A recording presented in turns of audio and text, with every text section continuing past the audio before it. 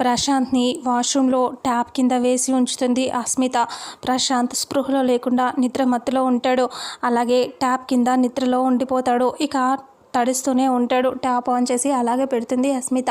రామలక్ష్మి వచ్చి సీరియస్గా చూస్తుంది. అది చూసి అస్మిత నవ్వుతూ ఉంటుంది, ఇలా చేశాను అనేసి.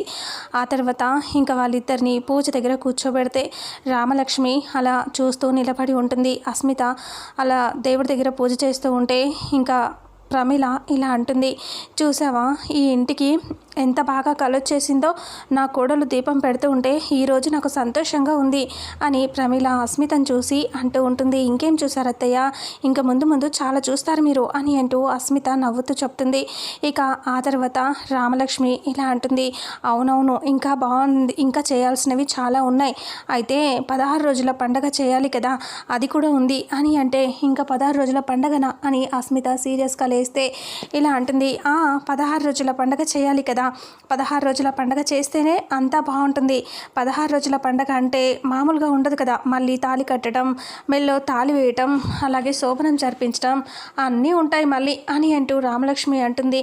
ఆ మాట వినేసరికి అస్మిత సీరియస్గా చూస్తూ ఉంటుంది. ఏమంటావు అని అంటూ వాళ్ళ అమ్మ అడిగితే ప్రశాంత్ సరేనంటాడు. ప్రశాంత్ బయట ఉన్నప్పుడు అస్మిత సీరియస్గా ఇలా అంటుంది, ఏమనుకుంటున్నావు నీ గురించి నువ్వు, నేను చెప్పాను కదా ఇలాంటివి ఏమీ వద్దు అని చెప్పి, నేను జైలు నుంచి విడిపించుకొచ్చింది ఎందుకు, కోట్లు పెట్టి నీకు డబ్బులు పెట్టి తీసుకొచ్చింది వాళ్ళిద్దరిని విడగొట్టడానికి, సౌరి సార్తో నేను ఒక్కటవ్వటానికి అని అంటూ చెప్పేసరికి ఒక్కసారిగా షాక్ అయిపోయి అలాగే చూస్తూ ఉంటాడు ప్రశాంత్. రామలక్ష్మి చాటుగా వింటూ ఉంటుంది.